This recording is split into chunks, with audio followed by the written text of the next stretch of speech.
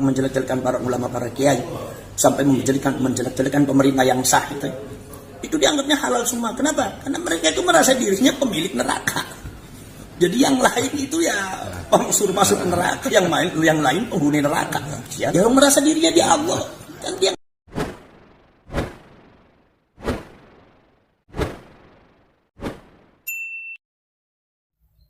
Assalamualaikum, selamat pagi, salam rahayu.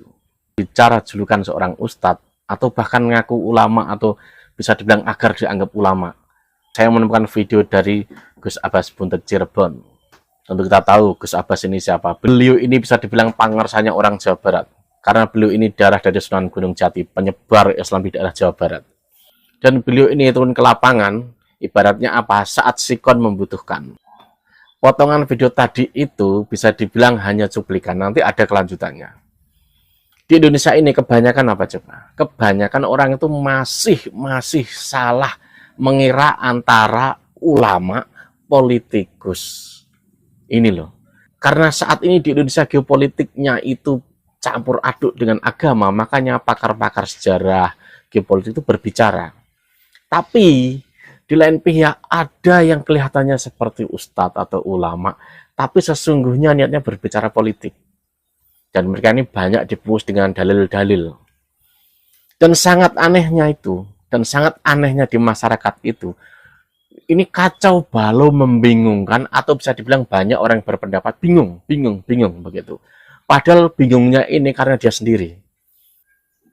Di satu sisi orang yang seakan-akan seperti ulama berbicara agama, padahal niatnya di hati itu politik. Di sisi lain orang yang sebenarnya tepat dia berbicara, karena dia ini belajar sejarah, geopolitik, bahkan juga agama, dituntut untuk berbicara dalil, padahal bukan ulama. Ini loh kesalahan orang umum. Pakar geopolitik, sejarah disuruh berbicara seperti ulama. Salah standarisasi dalam melihat. Padahal yang berhak soal politik itu ya pakar geopolitik, pakar sejarah. Nah, orang-orang yang nggak paham ini mengira, ini orang ini bodoh, orang ini nggak tahu dalil, orang ini gini, bla bla banyak lah. Padahal satu dalil itu hanya penguasaan hafalan saja. Seperti Cak Islah itu, ya kan? Dia ini kan berbicara apa? Soal geopolitik, terorisme, radikalisme. Nah, karena kenyataan lawannya ini berhubungan dengan dogma agama. Nah, pendukung yang sebelah ini, Gus Islah ini bukan ustadz, Gus Islah ini nggak tahu agama, ilmunya cedak gitu. Padahal mereka sendiri yang bodoh. Karena mereka tidak bisa memilah-milah. Ini loh yang harusnya tepat yang berbicara soal radikalisme, soal geopolitik. Ini loh berbicara soal hukum-hukum agama. Harusnya seperti itu. Sedangkan di sisi yang kelihatannya pintar dalil itu, kadang bodoh dalam geopolitik, makanya jadinya apa? Hasud, fitnah, kebencian, seperti itu. Ibaratnya yang pakar geopolitik sejarah ini membabat habis niat buruknya orang yang seakan-akan seperti ulama, membingungkan umat itu. Padahal harusnya kalau dia itu berbicara geopolitik itu, asal dia itu penguasaan sejarahnya bagus, dia tuh nggak akan seperti itu, tidak akan mudah menghasut kebencian dan lain sebagainya, tidak. Seperti contohnya yang kemarin itu, yang orang Jember ini, dia tuh kalau di channelnya kan berbicara seperti wah, seperti paling hebat lah. Tapi dia soal berbicara geopolitik dia tuh rendah ini, tafsirannya, analisanya tuh rendah. Makanya seperti itu. Bahkan dia juga melakukan pernikahan yang katanya apa itu. Padahal secara umum ulama-ulama tidak mau begitu. Makanya banyak dan bisa dipastikan ketahuan cabul. Ada yang masih pakai label ulama, bahkan turun Nabi keluar masuk penjara karena perilakunya, kata-katanya. Sesungguhnya kalau Anda berbicara politik, bicara aja politik. Gak perlu Anda bungkus dengan dalil-dalil, itu gak perlu. Jadinya apa? Islam terkesan angker. Padahal Islam tidak seperti itu. Makanya jika Anda, siapapun itu, misalkan ulama atau apapun berbicara, nyangkut atau nyerempet ke politik, banyakin dulu sejarahnya, banyakin dulu ilmu politiknya. Nanti akan apa? Akan terhandle. Jika menemukan sesuatu yang nggak benar, yang nggak cocok, akan terhandle juga. Dalam artian apa? Terkontrol. Saya nggak akan mau panjang lebar, ini dia videonya Gus Abbas. Soal kemarin untuk kiai yang kena kasus dugaan cabul itu. Oke, sampai sini. Ini dia videonya. Kasus asusila terhadap santri Ya. Ya, saya secara pribadi ya sangat menyayangkan, bahkan sangat menyesali dengan adanya kejadian itu. Urusan benar atau tidak saya tidak tahu. karena saya bukan kepolisian, biar itu diserahkan kepada hukum Indonesia. Ya. Tapi dengan adanya isu semacam itu lagi-lagi terjadi di Indonesia ini, Pak.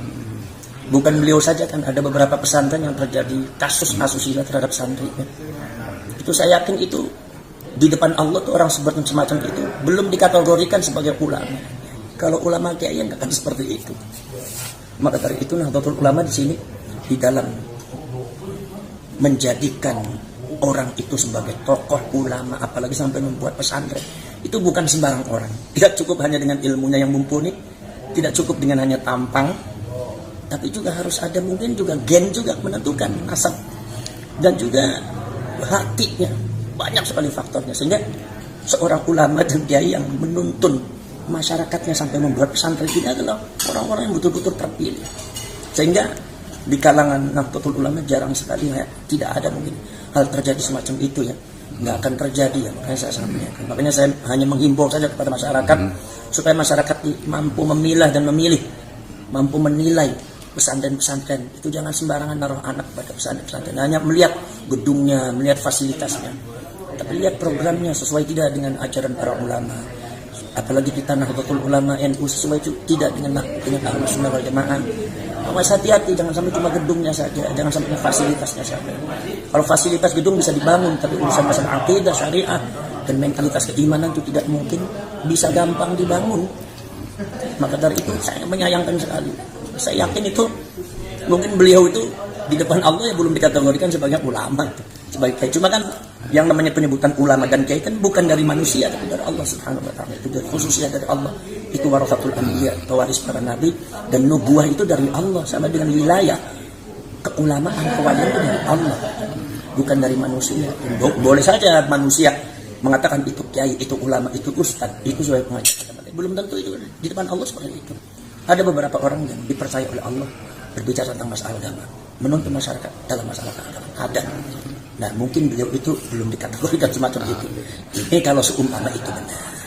Terus itu, tapi Gus, itu kayaknya dalam perkembangannya dia menafikan fakta-fakta mungkin yang sudah dibawa oleh pelapor, dan dia merasa paling benar. Bahkan itu bersumpah mau berjalan dari Jember sampai ke Jarko dengan telanjang. Itu bagaimana pendapatnya Gus itu? Wah, ya itu masalah benar atau tidak kan bukan urusan beliau, tapi urusan hukum. Fakta-fakta nanti dibaca. Sebagaimana seumpama beliau mengatakan itu tidak terjadi, tapi kan si pelapor juga punya fakta dan bukti. Dan nanti akan diadu, dikonfrontir. Idza taqada rajulani fala taqdil al-awwal hatta tasma' kalam al-akhar.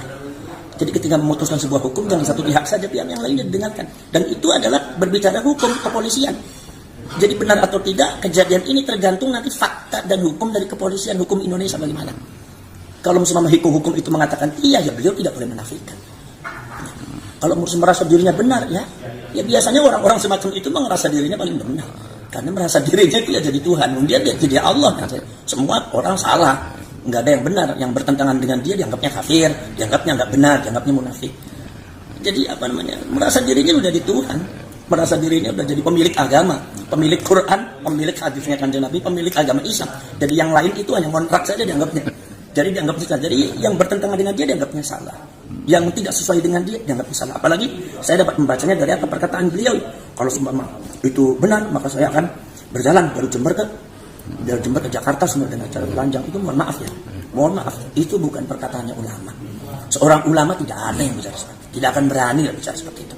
Walaupun dalam rangka mempertahankan dirinya, ya kita cari kata-kata yang lain yang baik. Itu namanya al-kalamul badhi. Kalau kita buka kitab Ihya Ulumuddin, kalangan Imam Ghazali itu kalamul badhi. Al-kalamul badhi itu kalam-kalamnya seperti itu yang tidak pantas ketika diucapkan, apalagi oleh seorang ulama dan kiai. Janganlah bicara semacam itu. Dan tidak usah dalam rangka membela diri, carilah bahasa yang lain yang lebih tepat. Makanya beliau nggak ngerti, berarti mungkin beliau itu jiwa dan mentalitasnya belum dikategorikan sebagai ulama di depan Allah Subhanahu wa taala, sehingga Allah memunculkan itu izhar, dimunculkan semua supaya orang tahu bahwa beliau itu belum kategorinya sebagai ulama dan dai depan Allah, sehingga mengucapkan kata-kata yang kepleset semacam itu. Apalagi seumpama terbukti, kalau kasus ini terbukti, wah itu sudah jauh dari kebenaran. Tapi ya orang semacam itu biasanya ngerasanya benar aja. Jadi semuanya halal semua. Apa yang dilakukan oleh dia pun dianggapnya benar. Sebabnya apa? Sebab saya dengar itu kan kejadiannya nggak satu kali dua kali. Itu kan korbannya kan banyak. Artinya kok kalau emang semacam itu berarti ngerasanya benar terus, berarti nggak ada salahnya. Itu akibat apa? Akibat orang semacam itu, saya tidak bicara kefahim, orang semacam itu adalah mentuhankan dirinya. Dia berlaku dirinya sebagai Tuhan, jadi benar terus. Tapi kalau yang lain ngelakuin salah terus, jadi Tuhan yang menghakimi. Dia adalah pemilik alam, pemilik surga, pemilik neraka, pemilik Quran, pemilik hadis, pemilik agama. Jadi yang lain itu dianggapnya salah, dan yang lain dianggapnya budak-budak. Dia Tuhan. Ya, terima kasih. Kemudian yang terakhir itu ya, kalau dilihat kok kayaknya sudah tidak takut neraka itu kayaknya. Yang itu takut neraka, rasanya dia pemilik neraka. Gimana dia orang semacam itu tuh takut neraka? Orang semacam itu bukan dia baik aja. Kalau memang yang melakukan orang semacam itu, kenapa kok nggak takut neraka? Mereka menghalalkan semuanya, fitnah halal. Kadang-kadang orang zaman sekarang kan ada kan ya, walaupun bukan kifaim itu ya, orang lain cuma banyak. Fitnah halal, ini semuanya, dan apa yang jelek-jelek dilakukan semua. Karena menurut mereka halal semua. Mengkafirkan orang, membina orang, menjelek-jelekan para ulama, para kiai, sampai menjelek-jelekan pemerintah yang sah itu. Itu dianggapnya halal semua. Kenapa? Karena mereka itu merasa dirinya pemilik neraka. Jadi yang lain itu ya orang suruh masuk neraka, yang lain penghuni neraka. Dialah pemilik neraka, dialah pemilik surga. Rasanya kayak gitu. Pemilik Quran, makanya dia nggak ada salahnya. Dia benar semua. Makanya dia tidak pernah takut sama siapapun. Loh, kenapa nggak pernah takut sama Allah? Ya orang merasa dirinya dia Allah. Kan dia ngerasanya Tuhan Allah. Walaupun dia tidak menyatakan secara langsung, tapi dari sikap mental semacam itu seperti itu. Ya.